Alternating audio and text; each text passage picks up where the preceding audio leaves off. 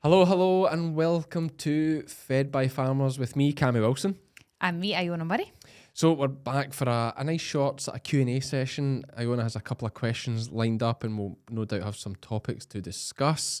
Thanks to our sponsor for this week's Q&A, Fowris Fabrication. Fowris, for anyone who doesn't know... Well, Cammy, tell me. Well, they specialise in heaps of stuff. Like, they're just... Okay. They're genius. They're actually making me a scanning trailer just now. So James Carlisle... In Carlisle, he's the farmer at Fowris, so he's a young lad trying to build a business there. Well, he's not trying, he is. He's building a cracking business, and they make everything from 12-foot gates to they even do like aluminium hurdles, the same as you'd get on a mobile handling system. I just got 10 of those. I bought new race sections. They do calf huts. Yeah, have a look. Yeah, jump on their website. Just Google Fowris Fabrication or look on their Facebook page. But thanks to them for sponsoring this. And James is... I like working with him because he's just a farmer. Right, okay. Yeah, and he's making me a scanning trailer, so can't wait to get that. I bet you guys can't wait either. My customers, I mean, the banger I've got. But let's get into the podcast. There's been a huge reaction to our last one where I made mention to the twice a boy, once a man quote that someone gave me. Huge reaction. Yeah. Like, I think it really resonated with a lot of people. Clearly, yeah.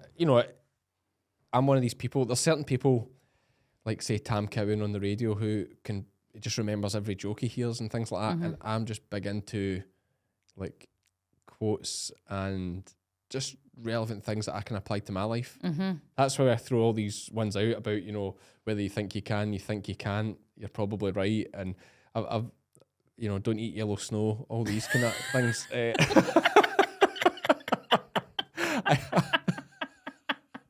I hear them and think, wow, why did I not think of that before?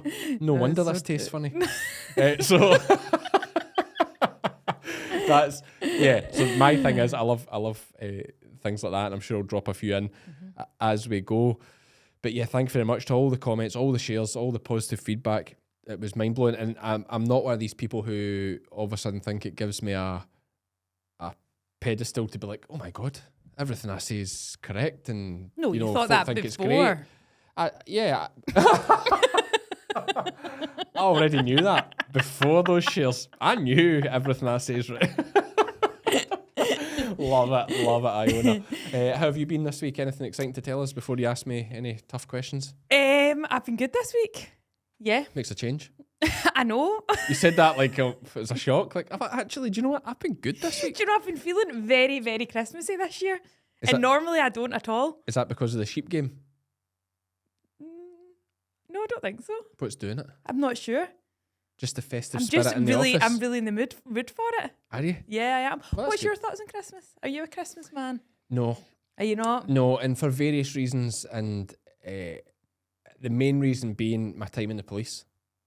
Right, okay. Yeah, it just made me realise what a terrible time of year Christmas is. For so many people. For so many people. Yeah. Because yes, if you have a young family and the grandparents are still alive and various things like that, fantastic. Yep. Great big, like you've got your 3 siblings and your mother and father and all the nieces and nephews. Yeah. It's a buzz, it's a great thing.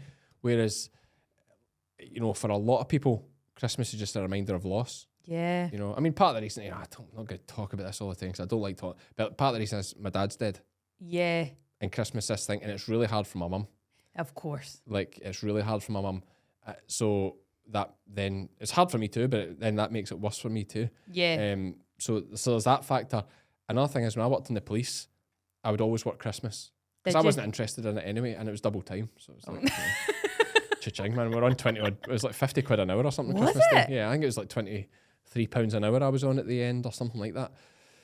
So, which is a way up now. I was speaking to a mate last night. A top cop now with 11 years service gets 48 grand. No wonder the country's in a mess. That's a serious amount of money. Yeah. But, so I would always work Christmas, and because in the last 4 years I was CID. Now CID in Glasgow particularly, because we're such a big division, we had units for everything. So we had child protection, we had rape unit, we had robbery unit, we had housebreaking unit. So whereas in some places like, say, Ayrshire, the CID would deal with all those things. Right, okay. in Glasgow we had units for everything. Mm-hmm. So generally speaking, your general CID would just deal with serious assaults, attempt murders, some frauds, all that started to go elsewhere. Fire raisings and suicides are suspicious deaths. Right, okay. And any suicide is treated initially as a suspicious death. Mm-hmm. So Christmas Day, you'd spend all day doing suicides. Really? Yeah. You'd come in the morning and, you know, could quite easily be 3 or 4 on the go. Really? Yeah, I'm pretty sure the last Christmas Day, or certainly or the one before the last one I worked, I did 3. Like 3 suicides. Wow. Yeah. On Christmas Day. So, and you would get lots round about it as well. See, before it, after it, just that whole period was suicides. Yeah. And it really opened my eyes to actually this is just a terrible time of year for people. Sorry.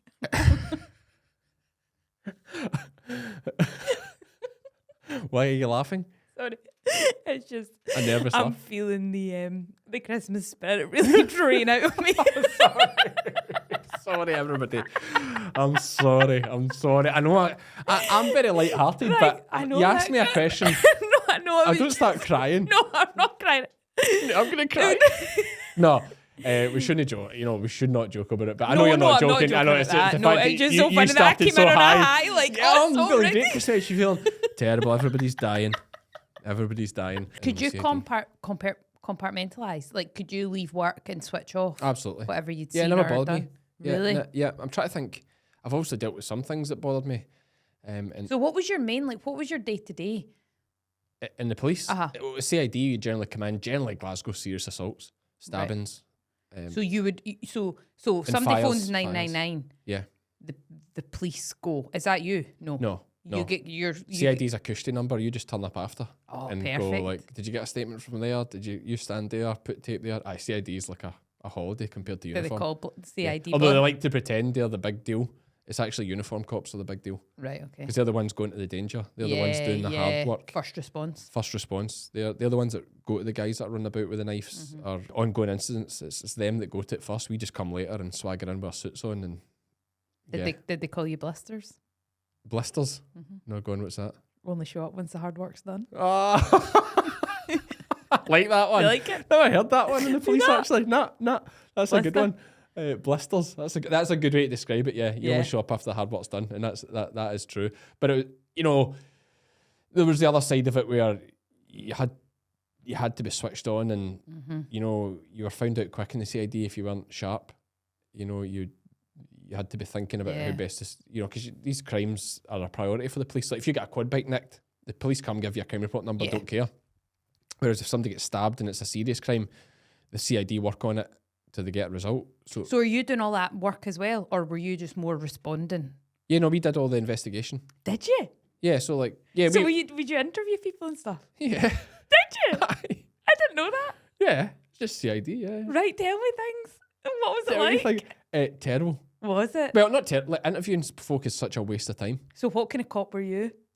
Oh, always nice. Were you? Oh, you talking like good cop, bad cop? Yeah. Yeah, just nice. Nice. Yeah, it just wasn't in me, yeah. So would there always be 2 of you interviewing? Yeah. Right, yeah. what? Right, pretend you're interviewing me now. Well, do an example. They teach you all this crazy stuff and they teach you interviewers like a thing like a yes-no spiral. Right, okay. Where you ask them a lot of questions that they'll say they'll say yes to. Mm-hmm. And then and it's like a crazy example is like, is your name Iona? Yes. Do you originally live in Muirkirk? Yes. Did you murder that guy? No. So yeah, you're good. Oh, am I? But yeah, you might do fight. No, that's it's kind of like that's an extreme example. You didn't do it that. But they try because it's kind of leading them down a road of telling the truth more than you say things that you know are true. Because generally speaking, you know that if they did the crime or not. Yeah. Do you? Yeah, because there's usually a bit other evidence before you bring somebody in. So you have all your evidence. You interview whatever. Right. Then what's next? Goes to court. Yeah, it'd eventually go to court, yeah. And are you still, do you follow the cases right the way through? Like, do you feel invested in them? No, never. That's why you're a bad cop. Couldn't care less. Yeah. Unless it was a right bad guy. Like when I was in the robbery unit, yeah. But the only time I ever really did good crime, I would have said, was when I was in the robbery unit. What do you mean by good crime? Well, there was actually a victim. Oh, okay. Oh, right, okay. Like, generally speaking, like, decent folk don't get stabbed. Yeah, okay. Do you know what decent folk do that get slashed? But slashed is like cut with a knife. Decent folk don't usually get themselves in a situation where they get stabbed. Of course, it does happen sometimes, but it's generally bams on bams. So we'd go to a stabbing. Cut that. No, it is bams on bams. Cut that, good pun. No, it is. It's just, see, you'd go to them to get a statement and they just tell you to F off. Right, okay. Honestly. Yeah, okay. You'd go to the hospital and they're lying in there, they've attempted murder, just tell you, not speaking to you. Because like decent folk don't get stabbed. Yeah. Sometimes they do. Sometimes if you've been do. stabbed, I apologise. Yeah, but generally obviously speaking, it does happen. they don't get themselves in that situation where they get stabbed. I've never been stabbed. So see, that doesn't check out. Clever. You're on form today. You are on a wee buzz, aren't you? So yeah, that's yeah. So, but when I was in the robbery unit, that robbery unit is real victims because it's the strong versus the weak. Yeah. Okay. So it'd be an old deer or generally speaking a female getting robbed. So it was real victims. So it was great work. You're desperate to get the guys. Yeah, and you feel like you were doing good stuff. Yeah, you're really invested in it and going after these guys. Whereas like going to Springburn or Easterhouse to deal with a stabbing, it's like there's no victims here. Yeah, Do you know what I mean? That guy will yeah. just stab somebody else next week. Yeah, I hear you. Do you know what I mean? There was no pleasure in it at all. Was there any big robberies? Big robberies. There was like cash in transit robberies and stuff that happened. Like people held at gunpoint. Like the G4S guys. We did that my first week in the job, but the robbery unit was like one in Kirkintilloch happened. I can't even remember what the outcome of that was, whether we got them or not. Pass on that. I can't even remember. We did one that was an abduction in Springburn, Maryhill, Bearsden it was, sorry. And, was it? Posh, yeah. Nice. That was a mistaken identity, we think, and ended up having to go down to like Leeds or something to get the guys, away down south to get them. And that was a real bad one actually, because it was a nice old couple. So yeah, there's just weird picturing you living that life. Yeah, it's weird me thinking about it. Is it? Because I'm so not serious about anything. Everything's a laugh. Weird. I know. Although sometimes I do feel interrogated on the podcast. Yeah, well, it's the other way around this time. Why don't you ask me a question? Right, ask okay. me I don't want to do a farming topic. Should we talk about something farming related instead of the police? A lot of people don't like the police. Okay. They do a great job, by the way, especially uniform guys. Okay, this isn't a farm one. Okay. Loving the new podcast. Keep up the good work. So this person, Peter, is just wondering if you've ever experienced... How do you spell Peter? Peter. All right, it's not like Peta. I thought it was maybe a setup. Okay, on you go. Peter. There you go. If you have ever experienced an episode of imposter syndrome or feeling like you shouldn't be in the career you are, or as if you're faking it till you make it. Now, can I also just say this question's directed at both of us? Oh, so you're going to answer it too? Okay. No, I'm just saying, now this obviously isn't meant to be an insult. They hope it doesn't come across like that. But not at all. But a common theme among some first-generation farmers on taking the next step on the farming ladder from shepherd to farm manager. Would be interested to hear both of your opinions on this and any tips for dealing with it. It's funny that you just spent all that time talking about the police and then you asked me about faking it till I make it, because that was generally speaking me and the police. Like, was it? Yeah, because they used to give you like e-training. You'd if there's new changes to the laws and all that stuff, and I would just like copy the answers from somebody else. I would never read it. Did you not? No, so I was like, I'll work out later. Just wing it. So yeah, I would just. So, but I wonder then if imposter syndrome, part of that comes as confidence. I feel like you're maybe somebody who could carry yourself, even if you were a wee bit out your depth. You would be. I don't know. I'm not wording that very well. I know what you're saying. I have the confidence just to wing it. You think? Yeah. And folk wouldn't even know I was out my depth. Whereas I would be there wanting to do the research and making sure I'm clued up. Yeah. Do you know what I mean? Yeah. Yeah. I agree. I've never really worried about it, to be honest with you. But in terms of what I'm doing now, I mean, this is an awkward one. Like putting all your thoughts and opinions on a podcast is a dangerous one, because you never know that you're talking nonsense, because you think, everybody thinks what they're saying is right, is wise and correct. Mm-hmm. It's not until you see the feedback that actually you're an idiot. Yeah. So this one's a dangerous one, I think. And I try not to. Like, I'm not. In some ways, I am quite opinionated about some things, but in other ways, I'm not that bothered about many things. But I just worry about myself. I think you've got a balance of, as much as you are opinionated, you really like to hear other people's opinions. Like you'll opinions change all the time. Yeah, that's what I mean. Like you're absolutely. not somebody, although you have opinions, you're not. It's not like you're stuck in your ways, or you're. Yeah. Oh, I change all the time. Yeah, Yeah. I flip back on various things. I change all the time. But I suppose imposter syndrome's different. It's so his example. So in terms of where, in terms of the sheep farming, Yeah. no worries there. I've done it my whole life. yeah, okay, Like no worries there at all. I've literally worked with sheep my whole life, so I'm no worries in that regard. Social media, I didn't worry either because, well, I did at the start. 'Cause, did you? Yeah, I don't know if worried's correct, but I was very conscious that a lot of things I did weren't correct, Okay. and I only did them because that's the way I'd been taught. Mm-hmm.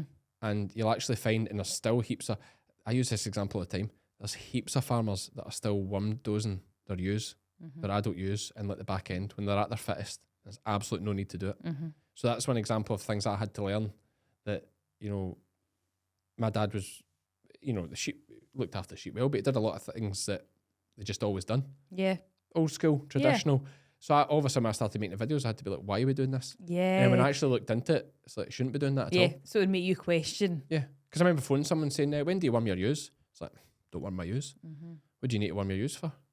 They deal with the worms themselves. And I looked into it a bit more. I'm like, he's right. Yeah. So you don't need to worm ewes.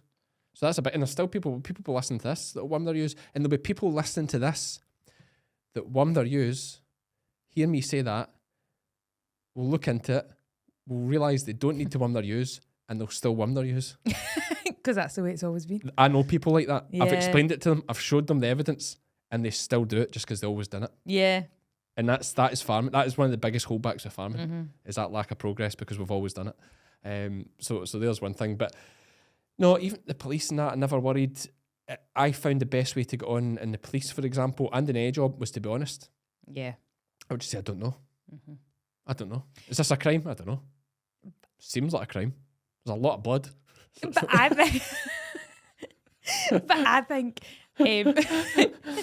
it's actually the most able people who are the ones that are willing to admit that they don't know things, or when they make mistakes. I think it's when people who are sometimes maybe scrambling through, not really sure, or feel like they should know things. Whereas I think if you're actually able and at what you're doing, that's when you have the confidence, because if you don't know something, it's okay to not know it. That's your spot. I think you're right there, probably. Yep. Like, I never worried about not knowing something, and still don't worry about not knowing something. Never afraid to ask. Yeah. And tell you, that's one of the great things, Marissa, that works with us. Mm-hmm. That's one of the best things about Marissa. And I said this to her from the start, is I'll never get upset about you making a mistake, Mm-hmm. or whatever. What I will get upset about is you pushing on doing something you don't know what you're doing and you haven't asked me. Yeah. So she just asks questions all the time. And I'd much rather that than her 100%. trying to pretend That she knows. I know this. I know what I'm doing here. Just ask me. Or even not even that kind of attitude, even like, oh God, I don't want to bother him. I think this is what, Yeah, you know what I yeah, mean? Like, yeah. I make it it is a very friendly environment anyway. But yeah, Yeah. I'm never like, and I never say, I think it's so stupid. no, That's a stupid question. There are no stupid questions. no. Like, as far as I'm concerned, like, there's only like stupid responses that scare people off and make them frightened to ask. Mm-hmm. So I'd much rather people feel they can come forward with any stupid question. and I'll make them feel like it's not. But what about you? Like, have you felt this imposter syndrome? You are doing quite a. How many people are you managing, or were you managing? Well, I was managing a big team at Dumfries House, but I think there were times in that job, like I would go to like different conferences, or I went to this event down south where all these really, really knowledgeable and forward-thinking people, within like regenerative agriculture, and I was part of these talks, and that was one time I felt like, oh my goodness, like I'm out my depth here. But then what I realised was a lot of the time, a lot of people just say big words. Yeah. Do you know what I mean? Just rehearse something and see say when it. see when I was actually sitting there and I was thinking, all these people, a lot of it, this all sounds so impressive. But when I actually sat and broke it down, I thought, they're not actually saying anything though. That's just like politicians, isn't it? That's just like, Like, these guys can get through, they can answer any question and get through any sort of public speaking event saying nothing, but saying a lot. Yeah. Yeah. Like That's a skill, though. That is a skill. Oh, it's so impressive. Yeah. Like kind of like so us on this podcast. Like, this podcast so far, we are 20 odd minutes in. We've not actually said anything about anything, really. Jeez. Okay, so we've got a question from Michael. He says that you're making a great case for shearing as a great route into agriculture, but how would you recommend getting into shearing? Is there a path best taken? Yeah, tough one. Is shearing a tough one to get into? The only way I can see in, really, unless you have a family member or someone like very close to you that is a shearer, is to go on a course, probably with the British Wool Board or with Robbie Hislop Shearing School. They do beginner courses. And yeah, just go and suffer for 2 days. Go and suffer, and if you can, get chatting to the people that's there, get chatting to the instructor, try and find yourself a stand somewhere. So would you go straight into having a stand? So you would just go straight for it after you've done your course? Yeah, I did. Did you? It was horrific. Yep. Yeah. See, I was a late starter. I didn't shear a sheep until I was 23. Really? Which is very late for shearers, you know, like for Callum Shaw, for example, was like he was like an open shearer, but or certainly in the seniors by the time he was 23. Yeah.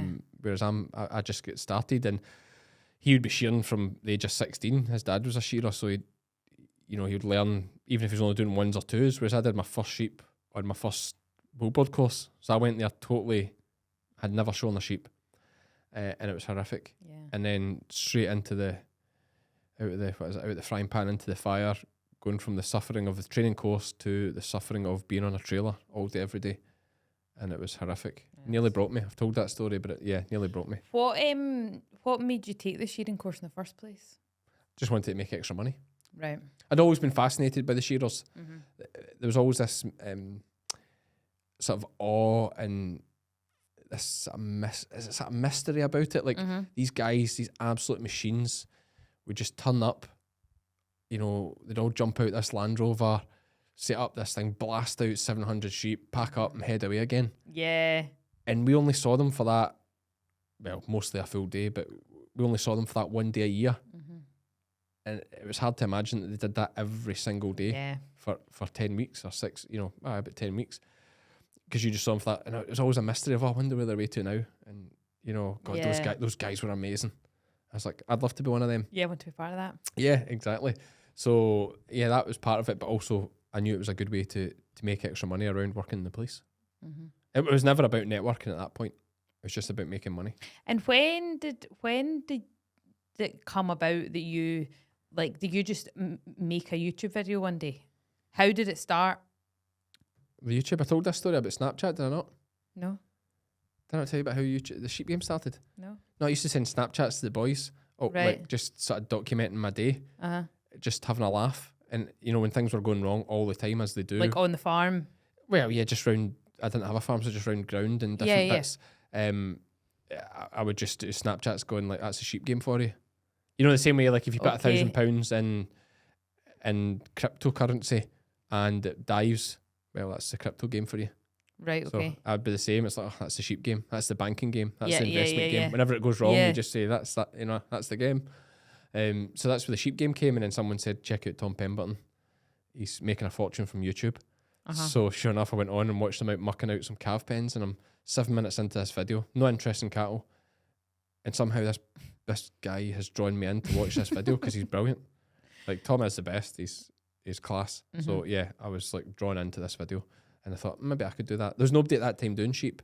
Sandy Brock in Canada was doing sheep, but in a very different system. Sandy is just with the weather and predators as well, another factor in Canada. She's inside all the time.